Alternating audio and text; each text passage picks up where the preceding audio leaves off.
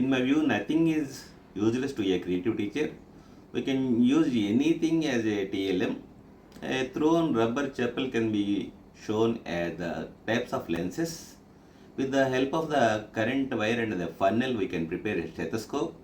With a stick and a plastic ball, we can show a model as ball and socket joints.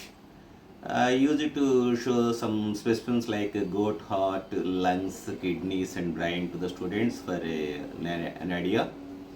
Government has supplied science kit to us. With the help of the manual, so many useful articles are there in the science kit, and I am using in day-to-day teaching. As a resource person, I displayed those all articles in our cluster complex also.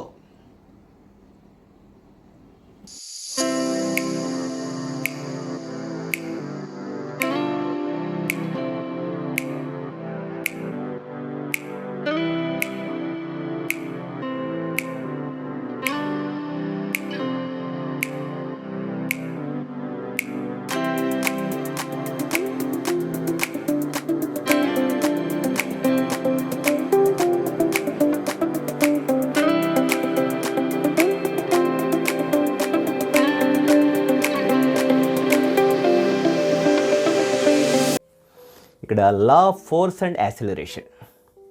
మరి చూడండి ఒకసారి, Newton's second లాని మనం ఒక activity ద్వారా చూడడానికి దీన్ని Newton's cradle అంటారు. Newton's second లా మీకు తెలుసు కదా, acceleration happens when a force acts on a mass. మరి చూడండి, ఇవి ఈక్వల్ మాస్ గల ఒక బాల్స్. మరి ఒక బాల్ నేను ఈ బాల్ తోటి ఈ ఫోర్స్ అప్లై చేశాను అనుకోండి, ఒక్క బాల్ తోటి ఫోర్స్ అప్లై చేస్తే ఒక్క బాల్ మూవ్ అవుతుందా, 4 మూవ్ అవుతాయా? 2 బాల్స్ తోటి అప్లై చేస్తే, 3 బాల్స్తో అప్లై చేస్తే, గమనించండి ఒకసారి. ఒక సింగిల్ బాల్ తోటి నేను ఫోర్స్ అప్లై చేస్తున్నాను.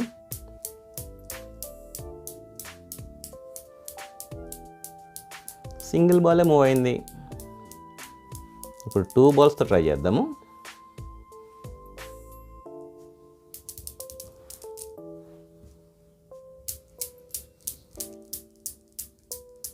చూడండి, 2 బాల్స్ తోటి 2 బాల్స్ మూవ్ అవుతున్నాయి. 3 బాల్స్తో చూద్దామా? ఓకే, ఇంకొకసారి 3 బాల్స్తో చూద్దాము. చూడండి, 3 బాల్స్ తోటి నేను ఫోర్స్ అప్లై చేస్తే 3 బాల్స్ మూవ్ అవుతాయి.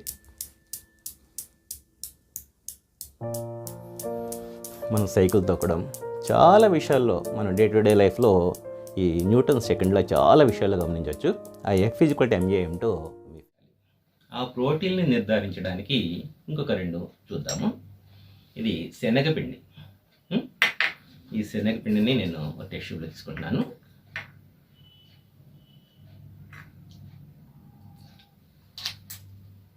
యాజ్ యూజువల్గా వాటర్ కలుపుతున్నాను.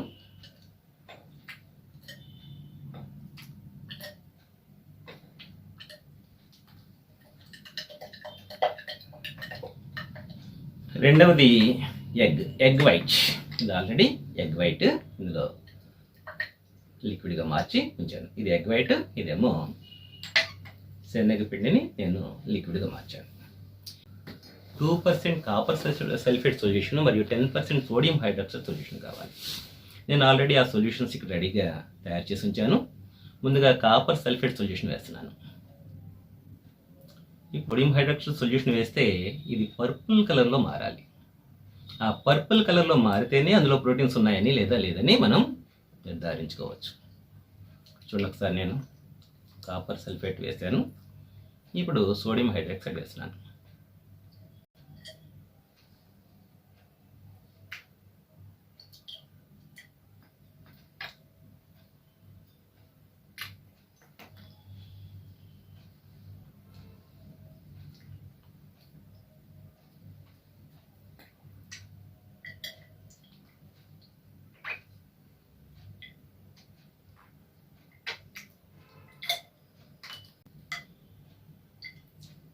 చూడండి, వైలెట్ కలర్లో మారిందా మారలేదా?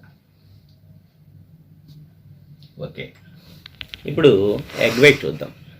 ముందు వైట్ కలర్లో ఉంది కదా, ఈ ఎగ్ వైట్లో కూడా నేను ముందుగా కాపర్ సల్ఫేట్ వేసి సోడియం హైడ్రాక్సైడ్ సొల్యూషన్ వేసాను. చూడండి, వెంటనే ఎలా మారిందో.